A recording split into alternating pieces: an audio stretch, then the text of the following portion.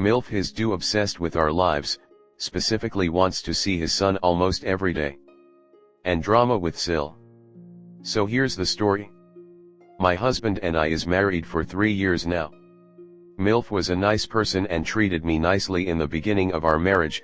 She's living with my Phil and my husband's only sister. Well, his eldest sister, my Sil, is married with 3 kids, a fake bitch with a knows-it-all attitude. But I don't really care much.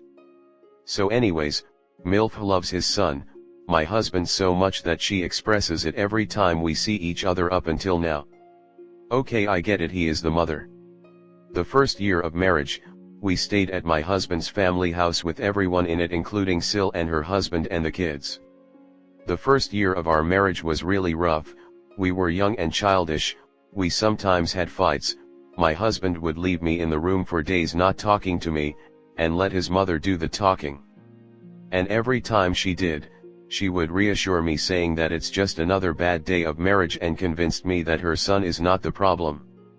In fact, she doesn't really know my husband more than I do. Then it became too much, so we started to move out from his family home to mine the following year. Coincidentally, my husband's workplace is actually too far away from his family home than mine. And plus, I gave birth to our first daughter the following year, so I had my postpartum days living with my mother, who took care of me. So yeah, we finally moved out to my family's home. Yay. However, even during my postpartum days, my MILFH would visit us every once a week, and her excuse was that she just wants to see her grandchild, but my gut says that she also wants to see her son, and it's become her habit that she expresses it she sees him. After my postpartum days ended, MILFH always contacted me to check up on us, especially her son, and says she misses us, but I know deep down it's not us that she actually misses. She would just randomly texted me and ask when will we come home to her? Why we didn't call or video call her every day? Why and why? And I'm so tired of all those questions, as if we can't have our own lives.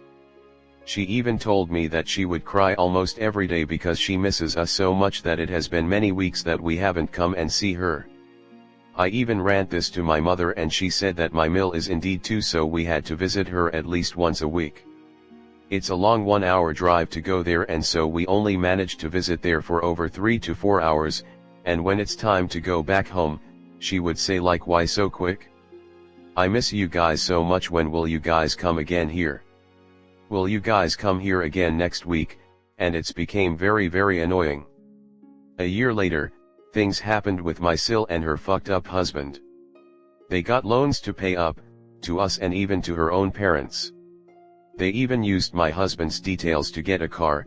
This happened before we got married, so I didn't know at first, and now they don't want to pay up.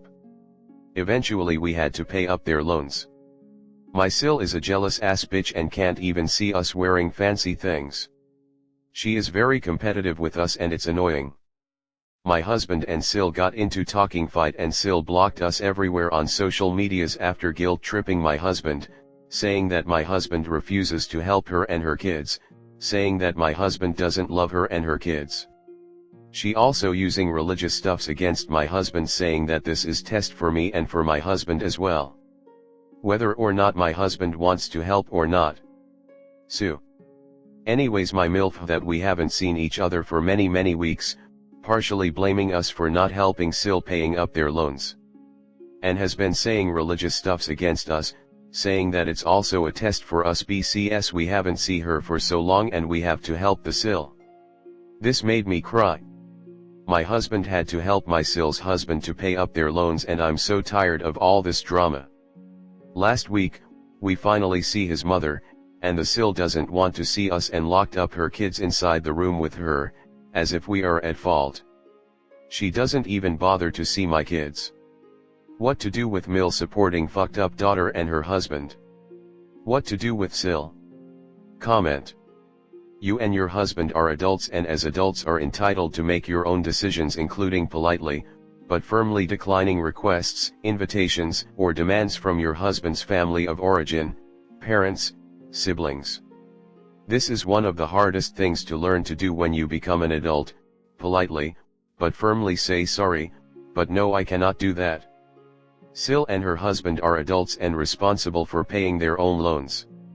Mil is an adult and responsible for making her own decisions. If she chooses to help Sil, that's on her. She can ask you to help, but you are entitled to decline to help. When you and your husband married, you each left your family to create a new family unit. Your little family unit is yours and your husband's highest priority. You made it that when you made your marriage vows to each other. This is another hard thing to learn to do. Think of yourselves as a separate family unit from your parents and siblings. That's the circle of life. You have an immediate family unit of your siblings and parents that you grow up with. But when you become an adult, move out, get married, you leave your family unit created by your parents to create your own family unit. Your husband's family of origin is a bunch of takers. They want everyone else to loan them money or pay their bills rather than managing their own finances themselves. It is not your obligation to loan them money unless you can afford to never get paid back and your own needs and desires have been met. They are all trying to force you to support them when it is their responsibility to support themselves. You and your husband need a break from them. You need to go build your own lives as your own little family unit, doing fun adventurous things together, etc. Lock up your credit, and next time they throw religion, tell them to revisit the 10 Commandments. Thou shalt not steal, which she did when she used your husband's identity to take out a loan and then not pay for it, leaving you and your husband with the debt. Remind her that you are still considering prosecuting and suing her for it. And thou shalt not envy.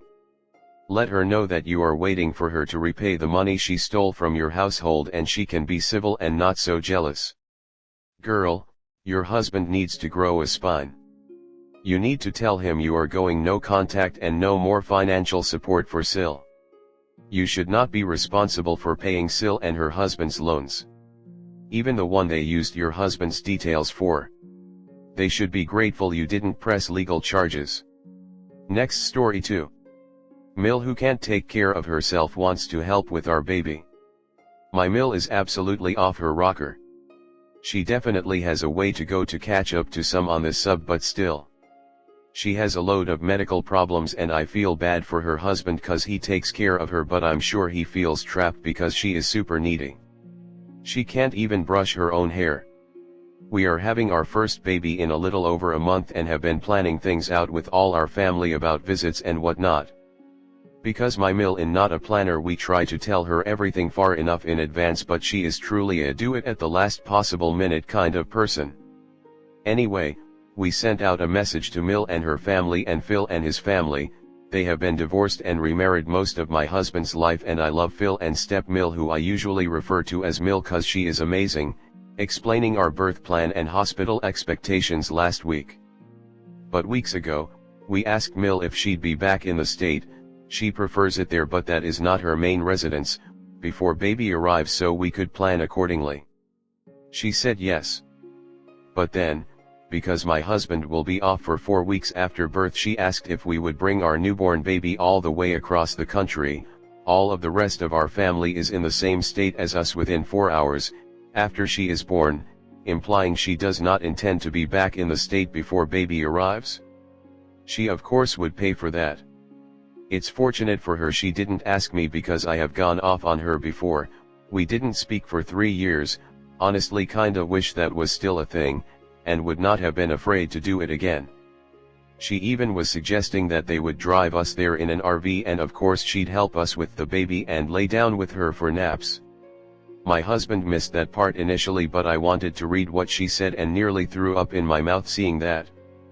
Fortunately, I guess while my husband was processing how to say hell no in the nicest way possible, she realized the error of her suggestion and apologized.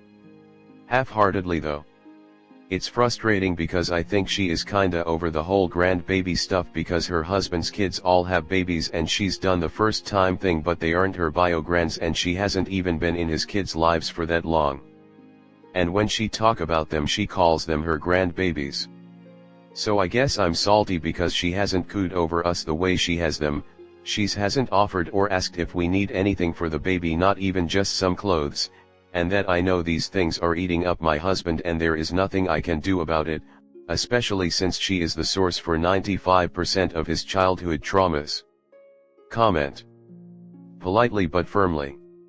That's how you decline invitations, requests, or demands from parents that you don't want to do for whatever reason. Sorry mom, but traveling cross-country with a newborn doesn't work for us. Do not justify, do not provide reasons, it's just sorry, but no, that doesn't work for us.